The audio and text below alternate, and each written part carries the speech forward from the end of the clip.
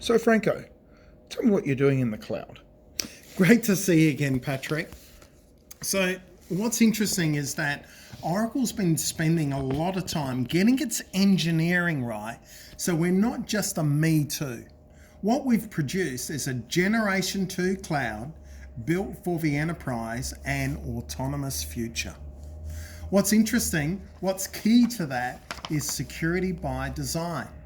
So what we actually see with a lot of first generation clouds is that when you actually experience any of the compute, it's actually got things like network virtualization and a lot of the security checking all part of what's going on.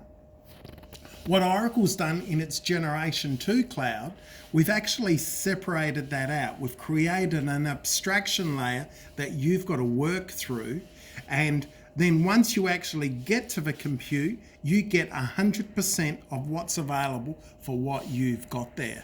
Whereas the first generation clouds has got some overhead associated with that. So what does our second generation cloud look like? Well, first off, it's got compute, storage, networking, security, governance and management capability.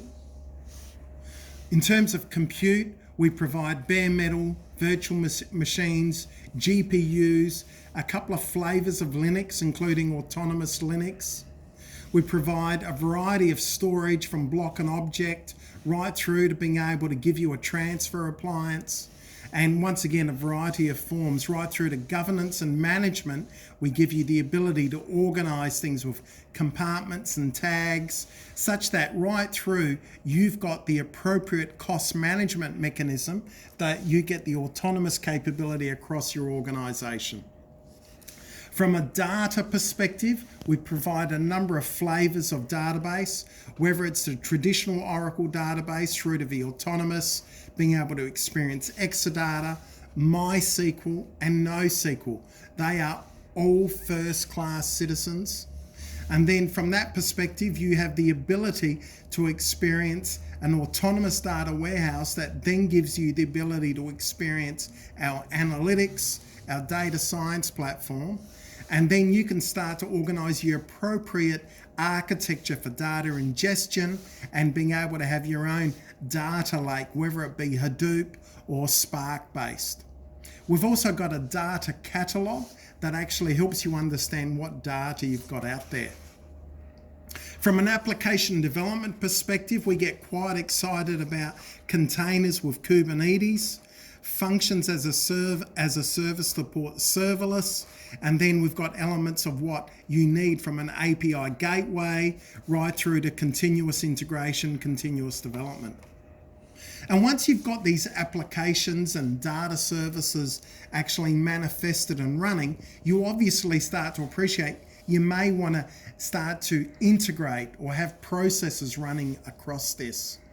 And then you've actually got your business users starting to think about how do we make things better. So we've got a range of technology solutions that actually help them, including low-code development, chatbots with digital assistant, IoT, blockchain through to container management capabilities. Now, traditionally from a number of cloud vendors, you have to actually work out how do I cost this out? How do I actually bring these things into a project and make sure we're not going to blow our spending? The thing that's really attractive about this approach is that we can use a mechanism from Oracle called Universal Credits, which gives you a pool of funds that are available on a monthly basis, and you have the flexibility to actually experience any of these technologies and decide to ramp them up or introduce new ones as you go. And if you've got existing licenses, Oracle also lets you bring your existing license to then take advantage of a more discounted rate. We've got a range of organizations able to take advantage of this approach to actually drive their innovations.